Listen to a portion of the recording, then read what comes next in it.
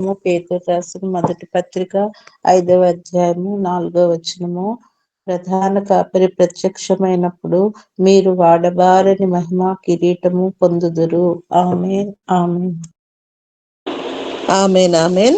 చదవబడినటువంటి వాగ్దానములు దేవుడు మన జీవితంలో అనుదినము సఫలపరుస్తూ మనల్ని క్షేమపరిచి భద్రపరిచి కాచి కాపాడుతున్న విధానాన్ని బట్టి మొదటిగా దేవాది దేవునికి కృతజ్ఞతాస్తుతులు చెల్లించుకుంటూ నేటి దీవెనలతో మనందరినీ దీవించి ఆశీర్వదించునుగాక.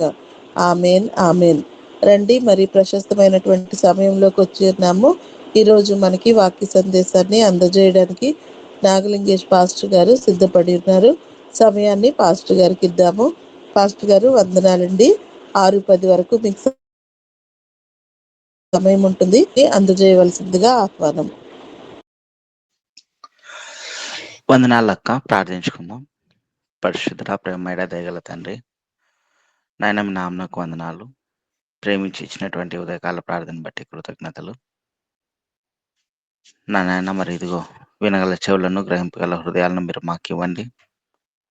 మీరు మాట్లాడండి నాయన. మీ యందు మా విశ్వాసాన్ని మరింతగా పెంపొందించి మరింతగా మీ వాక్యముల చేత మా ప్రవర్తనలను సిద్ధపరచుకున్న వారమై స్థిరపరచుకున్న వారమై పరలోక రాజ్యం చేరినంత వరకు ఆ ప్రవర్తనను వీడక నిలిచినట్లుగా మీరే మాకు సహాయం ఇచ్చి తృప్తిపరచమని మహిమ మీరు పొందుకోనమని యేసు నామమున ప్రార్థిస్తున్నాం మా తండ్రి. ఆమేన్. మంచిది.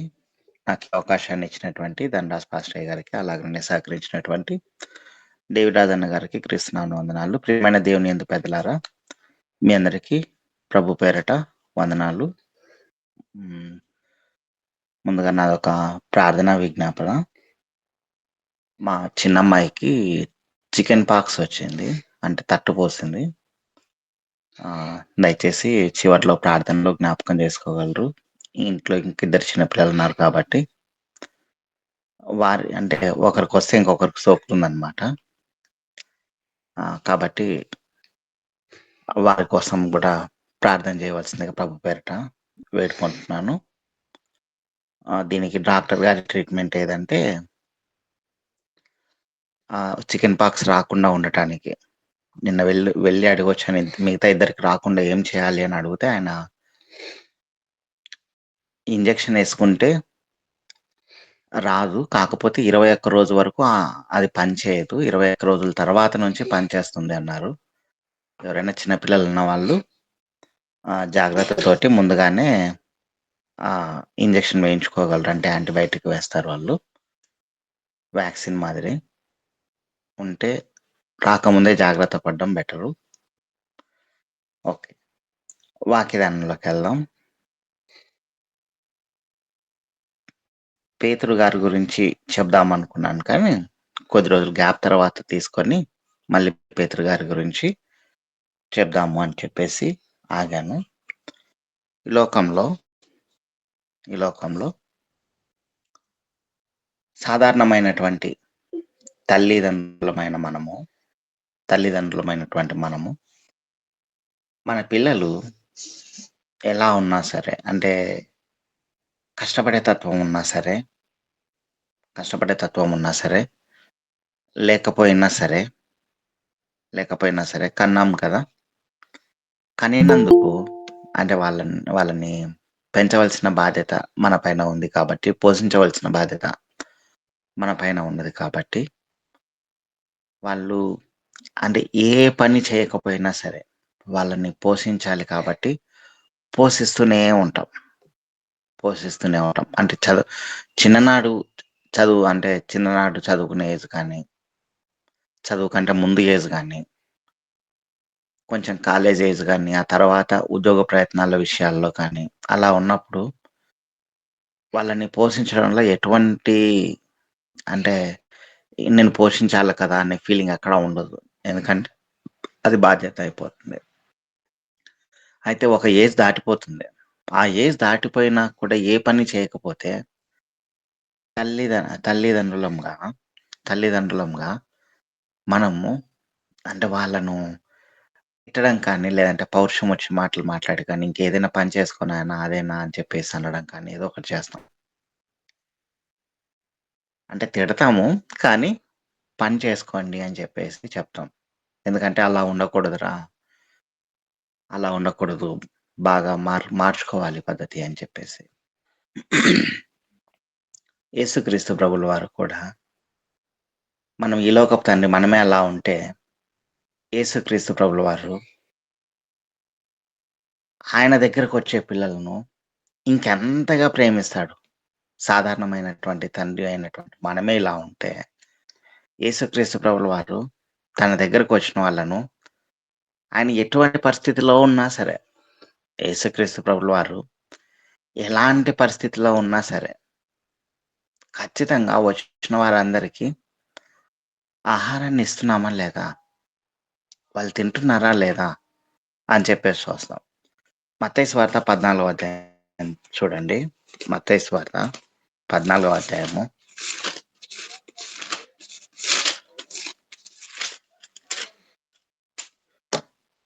మత్తయి సువార్త 14వ అధ్యాయము 13వ వచనం చూడండి. 13వ వచనం.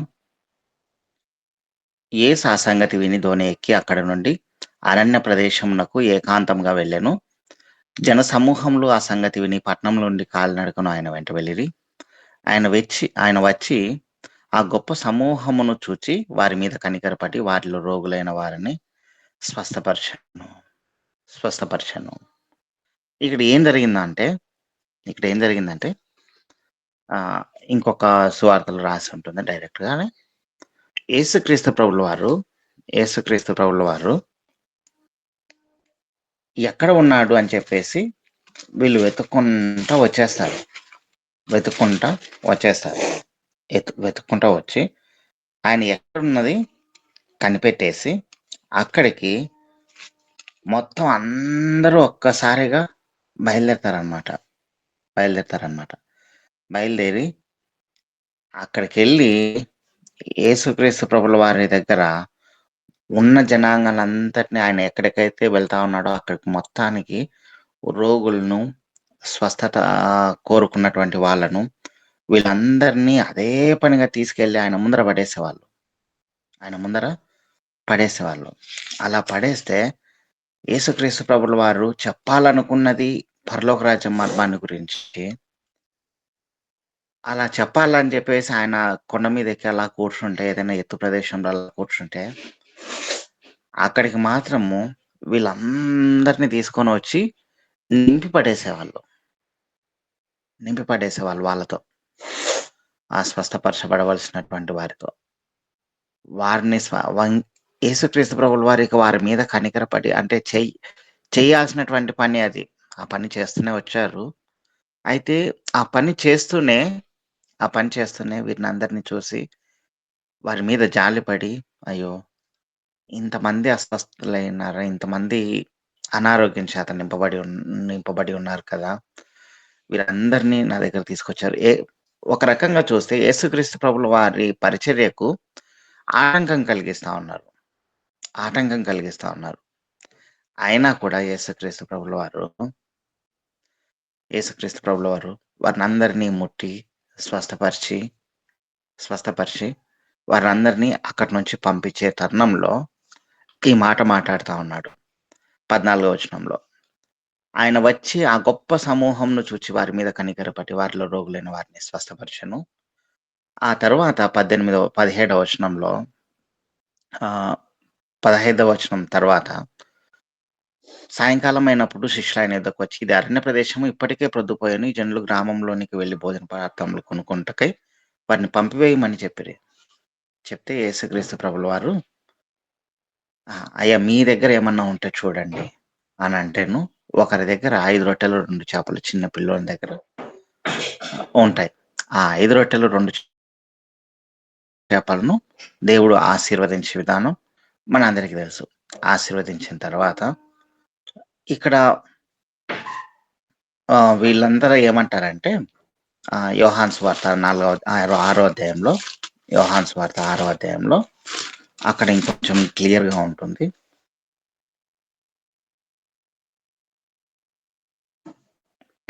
యోహాను సువార్త 6వ అధ్యాయము 7వ వచనంలో అందుకు ఫిలిప్పు వారిలో ప్రతి వాడు కొంచెము కొంచెము పుచ్చుకొనుటకైనను 200 దేనారముల రొట్టెలు చాలవని ఆయనతో చెప్పాను. 200 దేనారములు అంటే 100 రూపాయలు. ప్రస్తుతానికి అది 100 రూపాయలు. అంటే ఎప్పుడు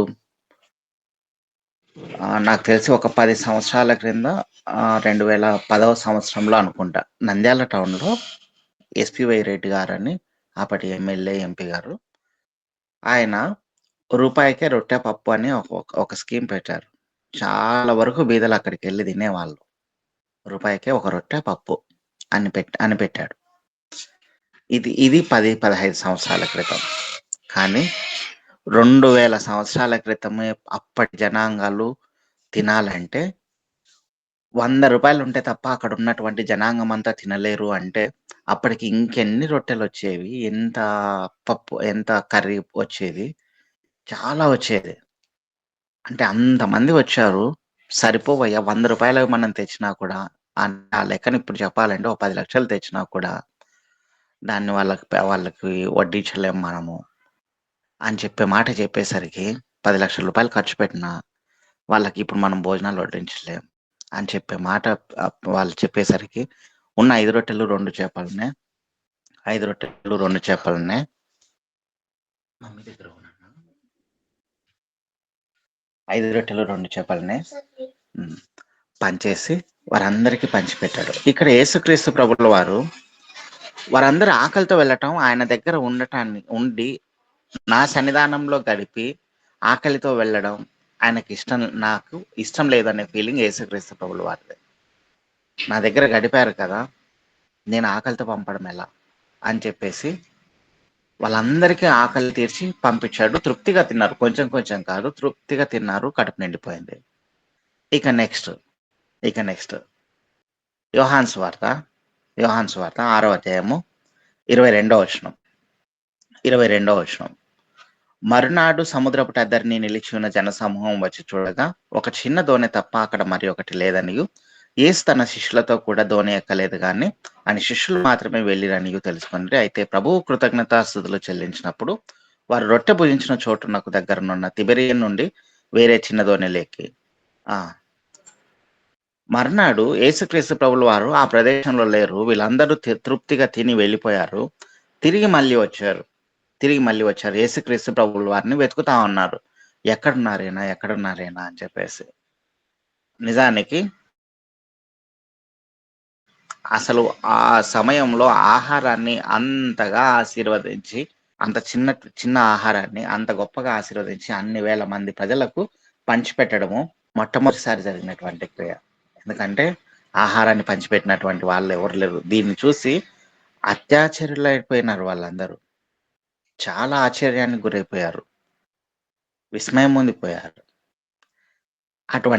అటువంటి వారు మళ్ళీ తిరిగి వచ్చారు యేసుక్రీస్తు ప్రభుల వారిని వెతుక్కుంటూ. వస్తే యేసుక్రీస్తు ప్రభుల వారు ఎక్కడున్నారో వెతుక్కుంటూ వెళ్ళిపోయారు. 26వ వచనం. యేసు మీరు సూచనలను చూచడం వలన కాదు కానీ రొట్టెలను భుజించి తృప్తి పొందటం వలన నన్ను వెదకుచున్నారని మీతో నిశ్చయంగా చెప్పుచున్నాను. సూచనలను చూచడం వలన కాదు. ఎప్పుడు ఎవరు చేయనటువంటి ఆ రొట్టెలు తిన్నారు చూడు మీరు, ఆశీర్వదింపబడినటువంటి రొట్టెలు. ఎంతైనా తినొచ్చు ఇతని దగ్గర ఉంటే అని చెప్పేసి అనుకున్నారు చూడు. ఆ తినడానికి మీరు వస్తున్నారు. నేను దీన్ని ఒప్పుకోను. యేసుక్రీస్తు ప్రభుల వారు ఆయన దగ్గర ఉన్నటువంటి పిల్లలకు, సాధారణమైనటువంటి తండ్రి అయినటువంటి మనమే మన పిల్లలు ఎటువంటి దీనస్థితిలో ఉన్నా సరే, వాడు పెరిగి పెద్దయి ఏ పని చేయకపోయినా సరే వాడికి అన్నం తినిపిస్తాం, వాడికి అన్నం పెడతాం చూడు మనం, వాడి పోషిస్తాం చూడు మనం. అలాంటిది యేసుక్రీస్తు ప్రభుల వారు ఆయన దగ్గరకు వచ్చినటువంటి పిల్లలకు అన్నం పెట్టాడా? ఖచ్చితంగా అంటే ఆకలికి తక్కువ చేయనీయడు. ఆయన నమ్ముకొని వచ్చినటువంటి పిల్లలకు ఏమాత్రం తక్కువ చేయనీయడు. అయితే ఖచ్చితంగా బుద్ధి చెప్తాడు. యేసుక్రీస్తు ప్రభుల వారు దాన్ని ఒప్పుకోలేదు చూడండి. అయ్యా, మీరు నా దగ్గరకు వస్తున్నారు, కేవలం ఆహారం కోసమే వస్తున్నారు చూడు. నేను దీన్ని ఒప్పుకోను. నేను దీన్ని ఒప్పుకోను.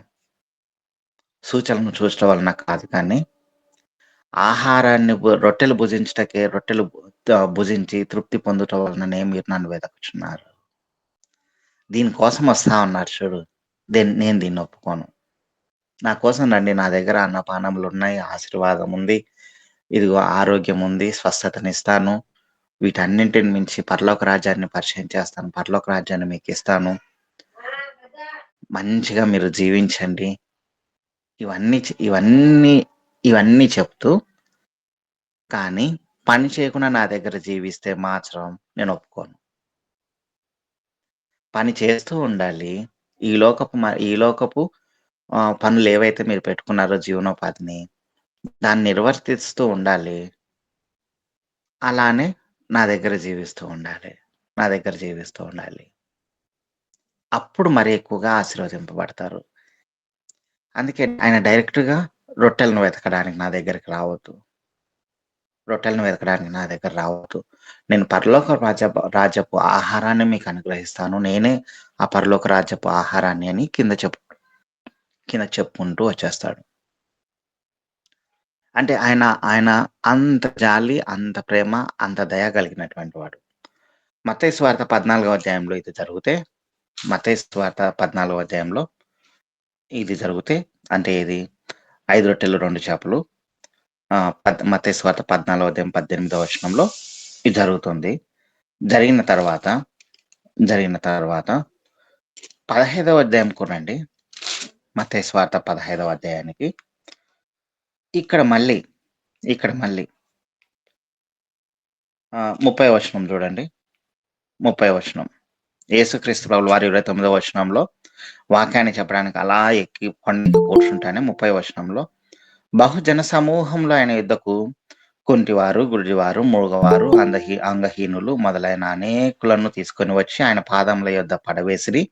ఆయన వారిని స్వస్థపరచును. మూగవారు మాట్లాడుటయును, అంగహీనులు బాగుపడుటయును, కుంటివారు నడుచుటయును, గుడ్డివారు చూచుటయును జనసమూహం చూచి ఆశ్చర్యపడి ఇజ్రాయెల్ దేవుని మహింపరచురి. యేసుక్రీస్తు ప్రభుల వారు ఏదైనా ప్రకటించాలంటే వెంటనే ఇదిగో స్వస్థతను ఆశించి దేవుని దగ్గరకు రాకూడదు. యేసుక్రీస్తు ప్రభుల వారందరూ ఆటంకాన్ని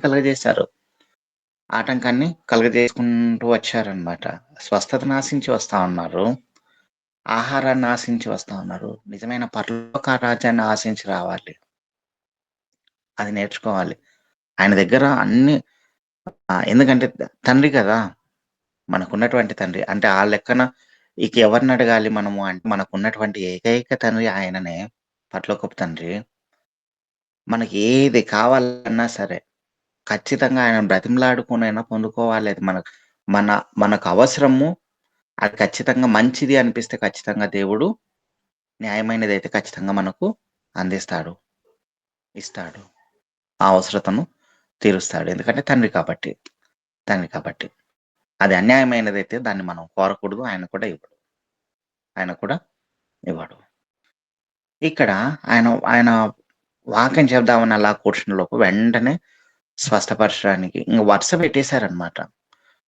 ఎక్కడైనా ఈ లోకంలో ఇప్పుడు ప్రజెంట్ సిచ్యుయేషన్‌లో ఎక్కడైనా రోగులు బాగుపడతా ఉన్నారు. ఏదైనా రోగానికి అక్కడైతే మాత్రమే చక్కటి విరుగుడొస్తుంది అని చెప్పి అనగానే జనాలు క్యూ కట్టేసుంటారు. అప్పుడెప్పుడో కోవిడ్ టైంలో ఏదో పసరు తాగితే చాలా బాగుపడుతుంది అంటే అక్కడికి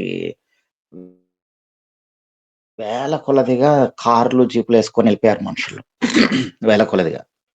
యేసుక్రీస్తు ప్రభుల వారి దగ్గరకు అలానే మొత్తం నింపబడిపోయారు వరుస పెట్టి. 3, 4 రోజులైనా కూడా కనీసం లేవటం లేదు అక్కడి నుంచి. 3, 4 రోజులు యేసుక్రీస్తు ప్రభుల వారు అలా చేపెట్టుకుంటూ, స్వస్థపరుచుకుంటూ ఆయనను తాకితే చాలు అని చెప్పేసి నిలబడిపోయారు చూడు. 3 రోజులైనా కూడా కనీసం లేవటంలే అక్కడి నుంచి. మాకిది కావాలి అంతే అని ఎంత మొండిపట్టు పట్టుకున్నారంటే అంత చూడండి. ఈ 32వ వచనం. అంతట యేసు తన శిష్యులను పిలిచి, ఈ జనులు నేటికి 3 దినముల నుండి నా యొద్దనున్నారు. దేనికోసం? స్వస్థపరచబడటం కోసం. 3 రోజుల నుంచి నా దగ్గరున్నారు.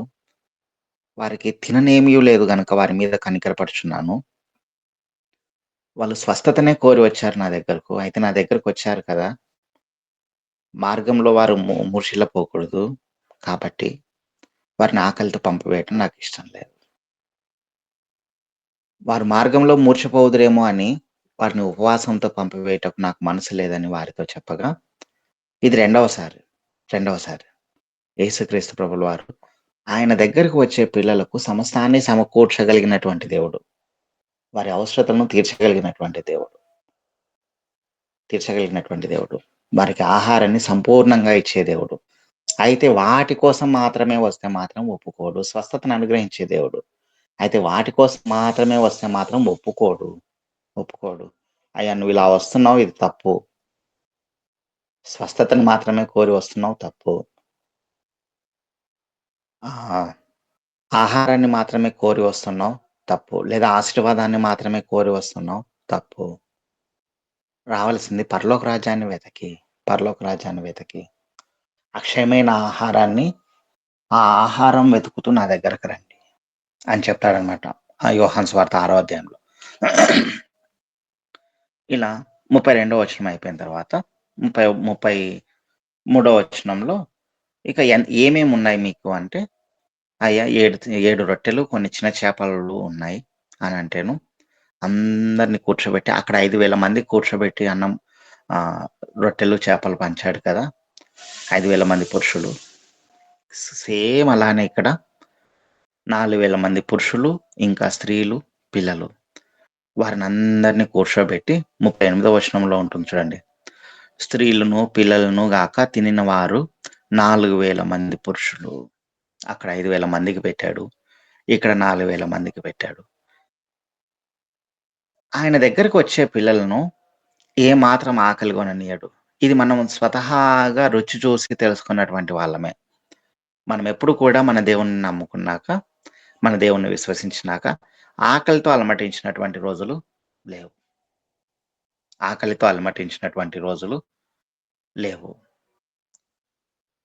చేయి చాచుకున్న రోజులు అంటే మన ఆశ కోసం ఏదైనా చేయి చాస్తామేమో, కానీ ఆకలి తీర్చుకోవడానికి చేయి చాపిన రోజులు లేవు. ఒకప్పుడు ఎలా ఉన్నాము, కానీ యేసుక్రీస్తు ప్రభుల వారి దగ్గరకు వచ్చినాక ఆకలితో అలమటించినటువంటి రోజులు ఉండవు తన పిల్లలకు. ఎందుకంటే ఆయన పక్షుల్నే పోషించేటువంటి దేవుడు, మనుషుల్ని మరి ఎక్కువగా పోషిస్తాడు. అందుకే ఒక చిన్న మాట ఉంటుంది కదా, లూకాసు వార్త 11:11లో, లూకాసు వార్త 11:11లో ఒక మాట ఉంటుంది, తండ్రి మీలో తండ్రి అయిన వాడు తన కుమారుడు చేపను అడిగితే చేపకు ప్రతిగా పామునిచ్చిన, గుడ్డును అడిగితే తేలునిచ్చిన. కాబట్టి మీరు చెడ్డవారైండి మీ పిల్లలకు మంచి ఇవులని నెరిగి ఉండగా, పరలోకమందున్న మీ తండ్రి తను అడుగు వారికి పరిశుద్ధాత్మను ఎంతో నిశ్చయముగా అనుగ్రహించిన. నేను పరలోకమందున్నటువంటి మన తండ్రి మనకు మరీ ఎక్కువగా పరిశుద్ధాత్మను మాత్రమే కాక, ఇదిగో మన అవసరత ఏదైతే ఉందో ఆకలితో అలమటిస్తే, ఇదిగో మనం ఒకవేళ ఏదైనా ఆహారాన్ని అడిగితే ఖచ్చితంగా ఆహారాన్ని అనుగ్రహిస్తాడు.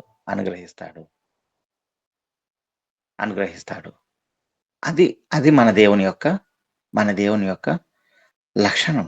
అది ఒక గొప్పతనం గొప్పతనం. ఆకలి కొననీయడు. ఇలా ఏదో వెతికి దేవుని దగ్గరకు వచ్చినటువంటి పిల్లల్నే దేవుడు పోషిస్తున్నాడు. ఆకలితో అలమటించేలాగా చేయట్లేదు. నిజంగా పరలోక రాజ్యాన్ని కానీ, లేదా ఎటువంటి స్వార్థం లేకుండా వచ్చి ఆయన దగ్గర ఉంటారు చూడండి, ఇక వారికి ఇంకెటువంటి ఆశీర్వాదాలు ఇస్తాడు. ఇంకా గొప్పవైన ఆశీర్వాదాలు ఉంటాయి కదా.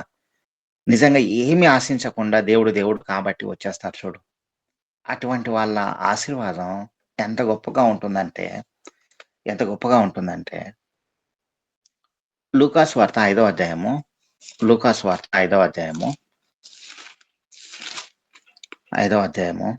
అధ్యాయంలో మొదటి వచనం నుంచి కొన్ని వచనాలు, జనసమూహం దేవుని వాక్యం వినుచు ఆయన మీద పడుచుండగా ఆయన గెన్నెసరస్సు సరస్సు తీరంలో నిలిచి, అంటే ఒక సరస్సు తీరాన ఆయన నిలిచాడు. జనసమూహం అంతా ఇదిగో ఇలా ఎందుకు పడతా ఉన్నారంటే స్వస్థతను కోరే. ఏదో ఒకటి ఆశించే ఆయన మీద పడతా ఉన్నారు. అవి అలా పడతా ఉంటే ఆయన చెప్పవలసినది చెప్పాలి కాబట్టి ఆహ్, అక్కడ ఉన్నటువంటి వీళ్ళకి నేను చెప్పాల్సింది చెప్పాలి మొదటగా అని చెప్పేసి ఆయన పక్కన చూసాడు. పక్కన చూస్తే రెండవ వచనంలో 2 దోణలను చూచెను. జాలరులు వాటిలో నుండి దిగి తమ వలలు కడుగుచుండిరి. జాలర్లు తమ వలలు కడుగుతా ఉంటారు. రాత్రంతా కష్టపడినారు వీళ్ళు. ఏం పడలే. ఏం పడలేదు. రాత్రంతా కష్టపడినారు. ఏం పడలేదు. జాలర్లు వలలు కడుగుతా ఉన్నారు. వారి మీద కనికరం ఉంది. వీళ్ళు వీళ్ళు వీళ్ళు రాత్రంతా కష్టపడినారు కానీ ఏం దొరకల. వీళ్ళ అంటే పేతురు గారు ఇంకొకరు ఆయన దగ్గరికి వాళ్ళ దగ్గరికెళ్ళి, "అయ్యా పడవ తీయండి. కొంచెం లోపలికి నడిపించండి" అన్నాడు. పడవ తీశారు. కొంచెం లోపలికి ఎక్కారు. కొంచెం లోపలికి నడిపించి వారికి చెప్పవలసిందంతా చెప్పేశారు. స్వస్థపరచవలసింటే స్వస్థపరిచేశాడు. ఇప్పుడు ఈ పేతురు గారు ఏమి ఆశించకుండా దోణిని కదిలించాడు. ఏమి ఆశించకుండా ప్రభువు దగ్గర నాకిది కావాలి నాయనా అని చెప్పి ఏం అడగల. యాక్చువల్‌గా రాత్రంతా పనిచేశాడు. ఏమి ఫలితం లేదు. ఇప్పుడు ఎక్కువగా చిరాకు ఇవన్నీ రావాలి ఆయనకు. ఏదో ఇంకా అవన్నీ రావాలి కానీ, ఆ ఫీలింగ్ ఏం పెట్టుకోకుండా యేసుక్రీస్తు ప్రభుల వారు లోపలికి నడిపించంటేనే కొంచెం నడిపించేశాడు. అంటే యేసుక్రీస్తు ప్రభుల వారికి ఒక రకంగా కొంచెం సహాయం చేశారక్కడ. అంటే ఆయన తోడ్పాటుగా ఉన్నాడు. యేసుక్రీస్తు ప్రభుల వారు వచ్చిన జనాంగము యొక్క అవసరతనే కాదు. ఏమి ఆశించకుండా వచ్చాడు చూడు పేతురు గారు. ఏమి ఆశించకుండా వచ్చారు చూడు. 5వ వచనంలో ఏలినవాడా 4వ వచనంలో ఉంటుంది చూడండి. ఆయన బోధించుట చాలించిన తర్వాత నీవు దోణిని లోతునకు నడిపించి చేపలు పట్టుటకు మీ వలలు వేయడని సీమోనుతో చెప్పగా, సీమోనుతో చెప్పాడు, "అయ్యా ఏం ఆశించకుండా నా కోసం నువ్వు ఉన్నావు కదా! నీ అవసరతను నేను తీరుస్తాను. లోపలికి నడిపించు. అప్పుడు వలలు వేయి." అంటే రాత్రంతా పని చేస్తున్నాము. అయినా కూడా వల వేస్తానని చెప్పేసి వేసి చేపలను పట్టుకున్నాక ఇక్కడ పేతురు గారు ఒక తీర్మానం చేస్తున్నారు. యేసుక్రీస్తు ప్రభుల వారు ఆశీర్వాదాన్ని ఇస్తున్నారు. పేతురు గారు, నేనేమో పాపిని, నన్ను క్షమించు అని చెప్పేసి పేతురు గారు అంటా ఉంటే 8వ వచనంలో అంటారు, మోకాళ్ళ ఎదుట సాగిలపడి, ప్రభువా నన్ను విడిచిపొమ్ము, నేను పాపాత్ముడనని చెప్పాను. యేసుక్రీస్తు ప్రభుల వారేమో ఇక భయపడొద్దు, మనుషులను పట్టే జాలరి అయిపోతావు నువ్వు అని చెప్పేసి ఆశీర్వాదాన్ని ఇస్తున్నాడు. ఆహారాన్ని ఇచ్చినందుకు ఆహారాన్ని కావాలా అని చెప్పేసి ఎక్కడ పేతురు గారు అడగలేదు.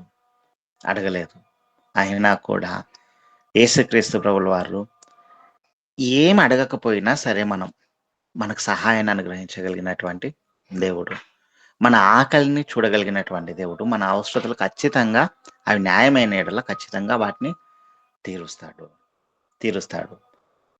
ఊరికనే ఆయన సన్నిధిలో నిలవబడితే చాలు. స్వస్థత కోసం వచ్చిన వాళ్ళ ఆహారం కోసం రాలేదండి. పేతురు గారు అక్కడ పడవను లోపలికి మొదట్లో నడిపించినప్పుడు చేపల కోసం నడిపించలా, వాక్యాన్ని ప్రకటించడానికి తోడ్పాటుగానే నడిపించాడు. రెండవసారి రొట్టెల కోసం, అంటే రొట్టెలు యేసుక్రీస్తు ప్రభుల వారు పంచిపెట్టినప్పుడు కూడా వాళ్ళు కూడా ఆహారం కోసం వచ్చిన వాళ్ళు కాదు, స్వస్థత కోసం వచ్చిన వాళ్ళే.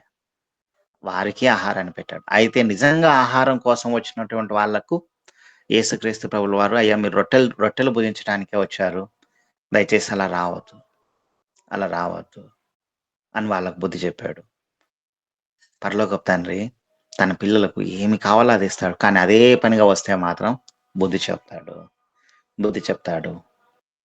ఇది ఇలా ఉంటే ఇక యేసుక్రీస్తు ప్రభుల వారినే లేదా తండ్రి అయినటువంటి దేవుణ్ణే నమ్ముకొని వారికి అప్పగించవలసింది దేవునికి అప్పగించేస్తే సమర్పించుకున్నారనుకోండి. మొదటి సమూయేలు గ్రంథం ఆల్రెడీ మనము అబ్రహాం విషయంలో చదువుకున్నాం. అబ్రహాం ఇస్సాకును బలిగా అర్పించేశాడు. అర్పించిన తర్వాత పరిస్థితి ఏంది అని చెప్పేసి మనం అనుకుంటే, ఆ తర్వాత అబ్రహాంకు ఇస్సాక్ గారి తర్వాత ఇస్కరేణువులంతా సంతానం వచ్చేసింది. ఇజ్రాయెల్ జనాంగం అంతా ఆయన సంతానమే. విశ్వాసులకు తండ్రి అబ్రహామే. ఇదంతా దేనివల్ల? అబ్రహాం గారు తాను నిలుపుకున్నటువంటి ప్రమాణం వల్ల. ఇప్పుడు సేము మొదటి సమూయేలు గ్రంథం మొదటి అధ్యాయము ఇక్కడ కూడా సేమ్ తాను చేసుకున్నటువంటి ప్రమాణం నిలుపుకున్నటువంటి ఒక ఆమెను చూద్దాం. మొదటి సమూయేలు గ్రంథం మొదటి అధ్యాయము. హన్నా గారు, ఆమెకు పిల్లలు లేరు కాబట్టి తర్వాత తండ్రి అయినటువంటి దేవుని దగ్గర అలా ప్రార్థించి ఆ మందిరంలో సంతానాన్ని దేవుని దయతో పొందుకున్న తర్వాత 20వ వచనం, గనుక హన్నా గర్భము ధరించి దినములు నిండినప్పుడు ఒక కుమారుని కని, నేను యెహోవాకు మ్రొక్కుకొని వీనిని అడిగితిననుకొని వానికి సమూయేలు అని పేరు పెట్టెను.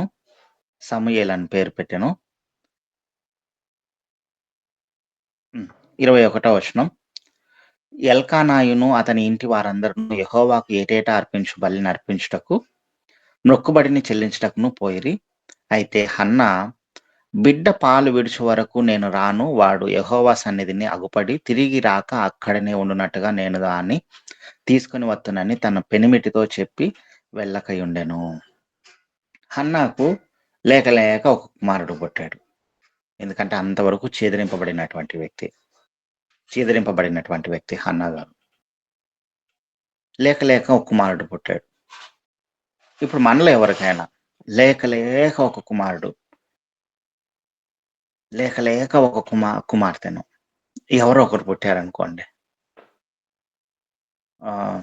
చాలా కాలం తర్వాత ఇప్పుడు ఆ పాపను కానీ బాబును కానీ దేవునికి సమర్పించాలి. ఒకవేళ సమర్పించేసామే అనుకో, ఇచ్చినందుకు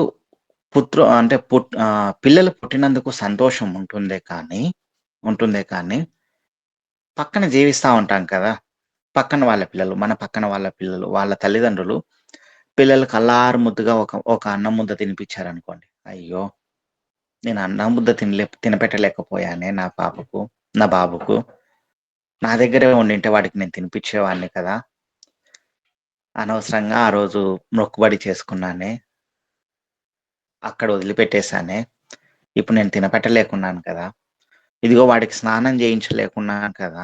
అందరూ స్నానం చేయిస్తా ఉన్నారు వారి పిల్లలకు, మీరు మాత్రం చేయించలేకుండా ఉన్నారనుకో. అందరూ మంచి మంచి బట్టలు వేస్తా ఉన్నారు, మీరు మాత్రం వేయించలేకుండా ఉన్నారనుకో. అందరూ మంచి మంచి తిండి తినిపిస్తా ఉన్నారు, మీరు తినిపెట్టలేకున్నారనుకో. ఆ ఫీలింగ్ ఎలా ఉంటుందంటే, ఇంకా ఉన్నా కూడా ఏం లాభం, అక్కడే వదిలేశాను కదా. హన్నా గారు ఎటువంటి పరిస్థితుల్లో ఈ మాట అనుకోలేదు. ఎంత బాగా నిర్ణయం తీసుకున్నారంటే బిడ్డ పాలు విడిచేంత వరకు నా దగ్గర ఉండనివ్వండి, ఒక్కసారి ప్రభువు సన్నిధానంలో వాడు పాలు విడిచిన తర్వాత నేను అడుగు పెట్టానా, అక్కడే వదిలిపెట్టేసి వచ్చేస్తాను. ఎందుకంటే ఇది ఆనాడు ఆయన అనుగ్రహించినటువంటి బహుమానమే. కాబట్టి ఖచ్చితంగా నేను ఎప్పుడైతే అడుగు పెడతానో వాటితో పాటు ఆయనను అక్కడే వదిలేస్తాను అని చెప్పేసి నిర్ణయం తీసుకొని 23వ వచనం, 24వ వచనం, పాలు మాన్పించిన తరువాత అతడు ఇంకా చిన్నవాడి ఉండగా ఆమె ఆ బాలును ఎత్తుకొని 3 కోడెలను, తూమెడు పిండిని, ద్రాక్షరసపు తిత్తిని తీసుకొని షిలోహులోని మందిరంలోకి వచ్చాను. అక్కడ మందిరంలోనికి వచ్చారు. 28వ వచనం, 27వ వచనం. ఈ బిడ్డను దయచేయమని యెహోవాతో నేను చేసిన మనవిని ఆయన నాకు అనుగ్రహించెను. కాబట్టి నేను ఆ బిడ్డను యెహోవాకు ప్రతిష్ఠించుచున్నాను. తాను బ్రతుకు దినములన్నిటను వాడు యెహోవాకు ప్రతిష్ఠితుడని చెప్పెను. అప్పుడు వాడు యెహోవాకు అక్కడనే మ్రొక్కెను. హన్నా గారు బిడ్డను తీసుకొనెళ్లారు. సమూయేలు గారిని, చిన్న బాలుడిని తీసుకొనెళ్ళి ఇక యెహోవా మందిరంలో అక్కడనే అప్పజెప్పేసింది. అక్కడనే అప్పజెప్పేసింది.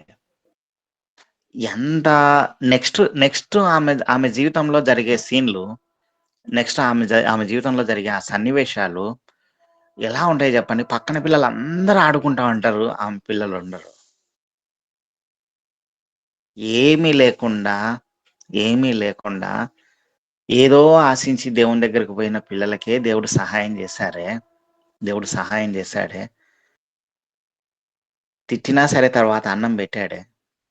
అంటే ఒక పక్క గద్దించినా సరే 5 రొట్టెలు 2 చేపలు పెట్టినప్పుడు గద్దించినా సరే తిరిగి మళ్ళీ 7 రొట్టెలు 2 చేపలు ఆయన మన మీద కనికరపడి అందరికి భోజనాలు ఏర్పాటు చేసి పెట్టాడే.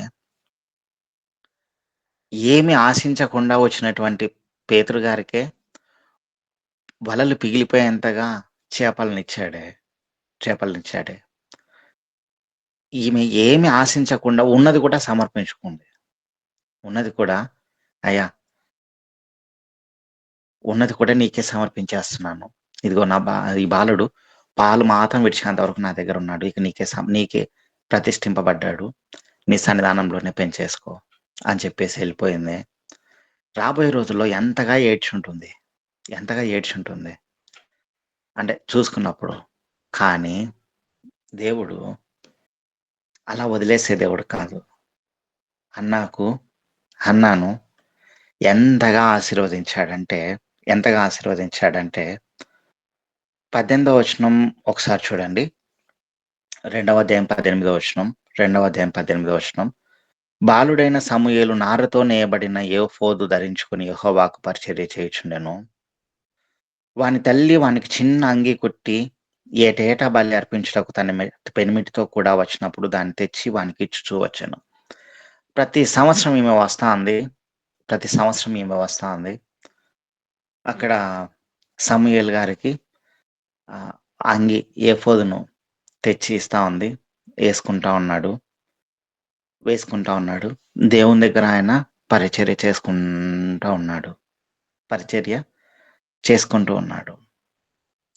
ఉన్నాడు. ఇదంతా గమనించినటువంటి దేవుడు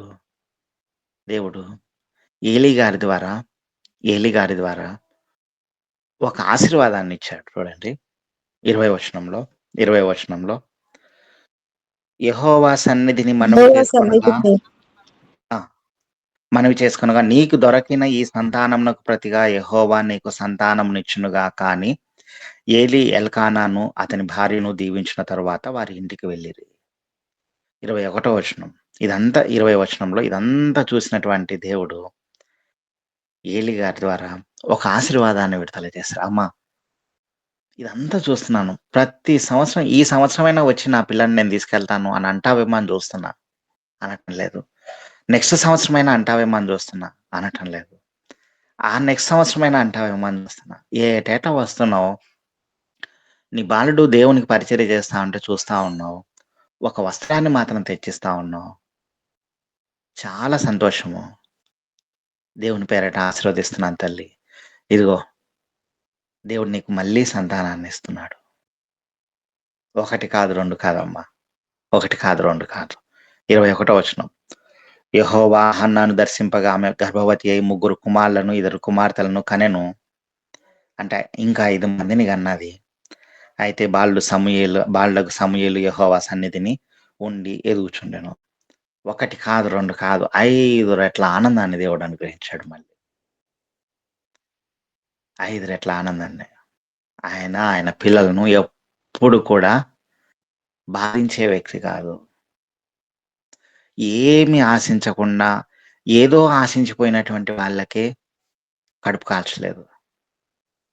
కడుపు ఆకలితో అలమటించేలా చేయలేదు. అలాంటిది ఏమి ఆశించకుండా దేవునికి తోడ్పాటుగా ఉన్నటువంటి పేతురు గారికే వలలు పిగిలిపోయేంతగా ఆశీర్వాదాన్ని ఇచ్చాడు. ఏమి ఆశించకుండా ఉన్నది మొత్తం సర్వస్వాన్ని అర్పించినటువంటి హన్నా గారికి 5 రెట్ల ఆనందాన్ని ఇచ్చాడు. మనం కూడా ఏమి ఆశించకుండా తండ్రి కాబట్టి మన అవసరతలు ఏవైతే ఉన్నాయో ఆయనను అడగడంలో తప్పు లేదు. అయితే వాటి మీద మాత్రమే దృష్టి ఉంచి పరలోక రాజ్యాన్ని వెతకకుండా ఆగిపోయే స్టేజ్‌లో మనం ఉండకూడదు. వాటితో పరలోక రాజ్యాన్ని మొట్టమొదటిగా మనం అడగాలి. అప్పుడు ఇలాంటి ఆశీర్వాదాలన్నీ మనకు వస్తాయి. దేవుడు సమస్తాన్ని మనకు అనుగ్రహించగల, న్యాయమైతే అవి అనుగ్రహించగల దేవుడై ఉన్నాడు. దాన్ని మనం గుర్తెరిగిన వారమై హన్నాకు ఏ విధంగా అయితే ఆశీర్వాదం వచ్చిందో, పేతురు గారికి ఏ విధంగా అయితే ఆశీర్వాదం వచ్చిందో, ఇలాంటి గొప్పదైన ఆశీర్వాదాలను మనం కూడా పొందుకున్న వారమై ఉండులాగున దేవుడి మాటలను మనందరి మధ్యన దీవించును గాక. ఆమేన్. ఆమేన్. ఆమేన్. చక్కని శ్రేష్టమైనటువంటి వాక్య సందేశాన్ని అందజేసిన నాగలింగేష్ పాస్టర్ గారికి వందనాలు. ముగింపు ప్రార్థన గ్రేస్ మనోరంజని పాస్టమ్మ గారు చేస్తారు. అమ్మ, మరి నాగలింగేష్ గారి పాప కొరకు కూడా మీరు ప్రత్యేకించి ప్రార్థన చేయండి. మరి చికెన్ పాక్స్ వచ్చిందని చెప్పారు కదా, అయితే దాని గురించి మెడిసిన్ ఏమీ ఎక్కువ వేసుకోక్కర్లేదండి, జాగ్రత్తగా ఉంటే సరిపోతుంది కదా. అది డ్రై అయ్యేటప్పుడు ఇంట్లో ఎక్కడెక్కడైనా పడిపోయినాయి అనుకోండి, అవి మరొకరికి టచ్ అయితే దాన్ని బట్టి అది అంటుకుని వస్తుందని చెప్తారు. కాబట్టి మందులు ఏం అక్కర్లేదు, మంచి ఫుడ్ పెడుతూ దూరంగా ఉంచి వేపాకులు కొంచెం అమ్మాయికి దగ్గరలో పెడితే ఆ గాలికి ఆ బ్యాక్టీరియా అంతా చచ్చిపోతుంది. మినిమం ఒక 15 రోజులు ఉండొచ్చు. ఎందుకంటే గతంలో మే నెలలో మా చిన్న పాపకు కూడా వచ్చింది. మీరందరూ ప్రార్థన చేశారు, చక్కగా మరి ఆరోగ్యంగా అవి తగ్గిపోయినాయి. కాబట్టి భయపడొద్దు, ప్రార్థన చేయండి. వేపాకులు పెట్టి ఆ అమ్మాయి చుట్టూ జాగ్రత్తగా కదలొద్దు, ఇంట్లో ఎక్కడ పడితే అక్కడ తిరిగేయనివ్వద్దు. చాప మీద వేపాకులు వేసి ఆ కురుపుల మీద ఆ వేపాకు కొమ్మలతోటి జస్ట్ ఇలాగా రుద్దుతూ ఉంటే వాళ్ళకి ఆ దురద అంతా తగ్గుతుంది అనమాట. కాబట్టి అందరము కూడా ప్రార్థన చేద్దాము. చిన్నపిల్లలు కాబట్టి భయపడతారు, ఏం టెన్షన్ అక్కర్లేదు, రిలాక్స్గా ఉండండి, దేవుడు స్వస్థపరుస్తాడు. మరి అమ్మగారు ప్రార్థన చేస్తారు, ఆశీర్వాదం ఇస్తారు. ఆశీర్వాదము నాగలింగేష్ పాస్టర్ గారు ఇస్తారు. అమ్మ, మీరు ప్రార్థన చేయండి. మహోన్నతుడ, మహాపరిశుద్ధుడ, సర్వోన్నతుడ, సర్వశక్తిమంతుడ, నిత్యుడైన మా పరలోకపు తండ్రి, శ్రేష్టమైన ఉదయకాల సమయంలో మాకు అనుగ్రహించి పరిశుద్ధమైన జీవం కలిగిన వాక్కుల చేత మమ్మల్ని బలపరిచి తృప్తిపరిచి ఈ దినానికి కావాల్సినటువంటి ఆత్మీయ ఆహారాన్ని అనుగ్రహించిన గొప్ప తండ్రి, స్తుతులు స్తోత్రాలు చెల్లిస్తున్నాము. విత్తబడిన వాక్యము మా తండ్రి అందరి హృదయాలలో ఫలించినట్లుగా సహాయం చేయండి. గొప్ప ఆశీర్వాదాలకు నిలయం తండ్రి, జీవం కలిగిన తండ్రి, కనికరం కలిగిన తండ్రి, మమ్మల్ని నిత్యము కనిపెట్టుకుని మా పరలోకపు తండ్రి దృష్టించుతున్న జీవాధిపతి స్తుతులు స్తోత్రాలు చెల్లిస్తూ ఈ సమయంలో నాగలింగేశం గారి కుమార్తెను మీ దయగల హస్తాలకు అప్పగిస్తూ ప్రార్థిస్తున్నాం తండ్రి. కనికరం కలిగిన తండ్రివి, ప్రేమ కలిగిన తండ్రివి, దయగల తండ్రివి, స్వస్థపరిచే తండ్రినైనా ఆ చిన్న బిడ్డను ప్రేమగల హస్తంతో తాకుమని వేడుకుంటున్నాము. సంపూర్ణ విడుదల స్వస్థత అనుగ్రహించమని వేడుకుంటున్నాము. నిత్యం ఆ బిడ్డ చుట్టూ ప్రాకారంగా ఉండమని వేడుకుంటున్నాము. తల్లిదండ్రులకు కావాల్సిన నెమ్మది, మా తండ్రి మీద నమ్మిక, నిరీక్షణ అనుగ్రహించమని వేడుకుంటున్నాము. సమస్తము సాధ్యమించిన తండ్రి వేయించినందుకు స్తోత్రాలు చెల్లిస్తూ ఈ సమయంలో నా తండ్రి ఆ కుటుంబానికి కావాల్సిన పరిపూర్ణమైన నింపుదల, నడుపుదల అనుగ్రహించమని బిడ్డ చుట్టూ మీరు రక్షణ ప్రాకారంగా ఉండి కాచి కాపాడమని, ప్రతి కీడు నుండి తప్పించి సహాయం చేయమని వేడుకుంటున్నాము. మరి వాక్యం ద్వారా బలపరిచిన బిడ్డలను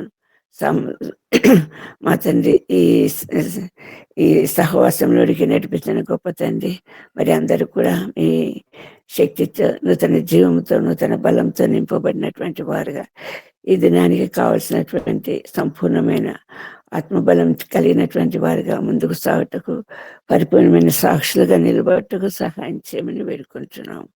ఇంతవరకు కాచి కాపాడిన గొప్ప తండ్రి, రాబో దినములలో కూడా ఈ పరిచర్య సమృద్ధిగా ఫలించటానికి, అనేకులు మా తండ్రి సంపూర్ణంగా దీవించబడి ఆశీర్వదించబడటానికి సహాయం చేయమని వేడుకుంటూ, మరి ఒకసారి ఈ శ్రేష్టమైన సన్నిధి సహవాసం మాకు అనుగ్రహించినందుకు స్తుతులు స్తోత్రాలు చెల్లిస్తూ, మమ్మల్ని అందరినీ మీ దయగల హస్తాలకు అప్పగించుకుంటూ, మరి ముఖ్యంగా చిన్న బిడ్డను మీ ప్రేమగల హస్తాలకు అప్పగిస్తూ, సంపూర్ణ స్వస్థత, విడుదల త్వరలో సంపూర్ణంగా అనుగ్రహిస్తామని నమ్ముతూ స్తుతులు స్తోత్రాలు చెల్లిస్తూ, మమ్మల్ని అందరినీ బట్టి స్తోత్రాలు చెల్లిస్తూ, మీకే సమస్త మహిమ గంత ప్రభావం ఆరోపిస్తూ, ప్రభువైన యేసుక్రీస్తు పేరిట ప్రార్థించి వేడుకుంటున్నాం తండ్రి. ఆమేన్ ఆమేన్. అందరము కలిసి ప్రభు నేర్పిన ప్రార్థన చెప్పిన తర్వాత ఆశీర్వాదము నాగలింగేష్ గారు విడుదల చేస్తారు. ప్రార్థించిన అమ్మగారికి వందనాలు. పరలోక ప్రార్థన. పరలోకమందున్న మా తండ్రి, నీ నామము నీ రాజ్యం ఎందుకనగా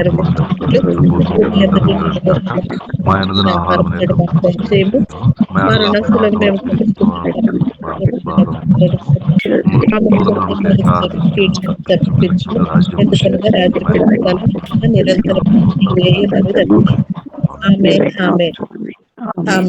ఆశీర్వాదం విడుదల. మన పరమ తండ్రి అయినటువంటి దేవుని యొక్క కృపయు, ఆయన కుమారుడైన యేసుక్రీస్తు వారి యొక్క ప్రేమయు, పరిశుద్ధాత్మని యొక్క అన్యోన్య సహవాసం ఇప్పుడు కూడి ఉన్న మనకును, మన కుటుంబములకును, మన సంఘములకును, అనారోగ్యముల చేత నింపబడినటువంటి ప్రతి బిడ్డకును, నా కుమార్తెకును, ఇప్పుడును ఎల్లప్పుడూ సదాకాలం తోడేండి నడిపించును గాక. ఆమేన్ ఆమేన్ ఆమేన్. చాలా చాలా వందనాలండి నాగలింగేష్ గారు. అలాగే కూడి వచ్చిన అందరికీ పేరు పేరున వందనాలు. జాన్సన్ వందనాలమ్మా, పద్మావతి గారు వందనాలు, నా రామేశ్వరమ్మ గారు వందనాలు. ప్రతి ఒక్కరికి పేరు పేరున వందనాలతో మరి తెలుగు సెషన్ మనం ఇంతటితో ముగించుకుని హిందీ సెషన్లోకి వెళ్దాము. మరి నెలాఖరు రోజు కదండి.